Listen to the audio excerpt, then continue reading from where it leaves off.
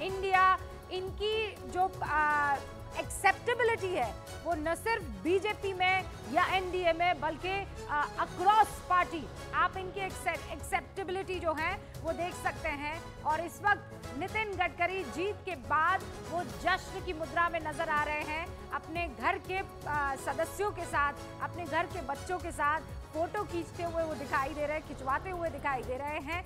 और इस बीच ये भी आप समझ लीजिए कि इंडिया गठबंधन जो है उसकी तरफ से और कांग्रेस की तरफ से ये कहा गया है कि हमारे लिए कोई भी पार्टी राजनीति में अछूती नहीं है, यानी ये कि वो हर पार्टी के संपर्क में है। टीडीपी ने क्लियर कर दिया है कि 9 जून को जो शपथ ग्रहण समारोह होगा एनडीए का, वो उसमें शामिल होने वाली है।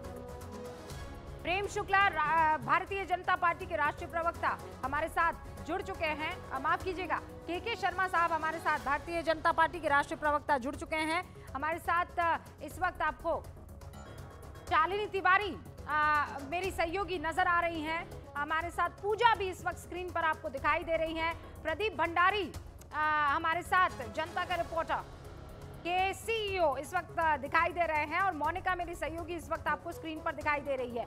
मैं डिबेट की शुरुआत करूं उससे पहले मोनिका आप कहां पर मौजूद है?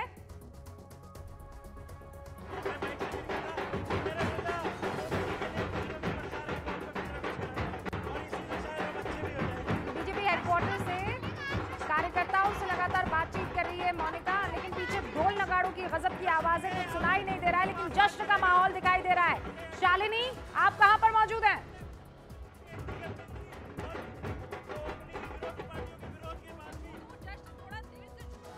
जब शुरू हुआ है तो फीका बिल्कुल भी नहीं दिखाई दे रहा है। यहाँ पर अबीर गुलाल उड़ते भी दिखाई दे रहे हैं, ढोल नगाड़े बज रहे हैं, जो कार्यकर्ता है वो उत्साहित है, नाच गाना यहाँ पर होता दिखाई दे रहा है। इसके अलावा जो कार्यकर्ता है उनको हमें तो यही बताया गया था कि इंस्ट्रक्शन दिया गया था जरा थमकर, जरा संभल कर, अति उत्साह में जश्न पहले बार शुरू कर देना। लेकिन आप तस्वीर देख रहे हैं कि कितनी बड़ी संख्या में अब जो बीजेपी कार्यकर्ता है वो यहाँ पर पहुंच चुके हैं और अभी आने का सिलसिला जारी है। जो रेला है बीजेपी के कार्यकर्ताओं का वो यहाँ पर अभी आता जा रहा है और उम्मीद बीजेपी कार्यकर्ताओं को यही है कि 2014 की तरह 2019 की तरह शायद फिर से प्रधानमंत्री नरेंद्र मोदी यही बीजेपी हेडक्वार्टर आएंगे और फिर उसके बाद उन्हें यहाँ पर संबोधित भी करेंगे। मेरे कैमरा पर्सन निजाम आपको सारी तस्वीरें दिखा रहे हैं। आप देखिए यहाँ पर बड़ी संख्या में किस तरह से नाच गाना चल रहा है, चारों तरफ बीजेपी के जो झंडे हैं वो आपको लहराते हुए दिखाई देंगे, भगवा रंग आपको दिखाई देगा। अब से कुछ वक्त पहले बारिश भी हुई है दिल्ली में, मैं जहाँ पर खड़ी हूँ बीजेपी हेडक्वार्टर, इसी इलाके में झमाझम बारिश हुई थी और उस वक्त भी कार्यकर्ता इसी बारिश के बीच में, पानी के बीच में हमें ढोल नगाड़े बजाते हुए दिखाई दे रहे थे। बात मेरी तो ये जश्न की तैयारियां शालिनी बता रही है भारतीय जनता पार्टी के हेडक्वार्टर में हो चुकी है और वो जश्न देरी से शुरू हुआ लेकिन अब लगातार रफ्तार पकड़ता जा रहा है। शिवराज सिंह चौहान की कुछ तस्वीरें आ रही हैं, पहले मैं आपको वो दिखा देती हूँ। विदिशा से शानदार जीत के बाद शिवराज सिंह चौहान अपनी पत्नी संग जीत का जश्न मनाते हुए नजर आ रहे हैं। हमारे साथ शालिनी और बाकी तमाम सहयोगी, इनफैक्ट अनुराग भदौरिया भी हमारे साथ, समाजवादी पार्टी के कार्यकर्ता जुड़ चुके हैं, राष्ट्रीय प्रवक्ता भी।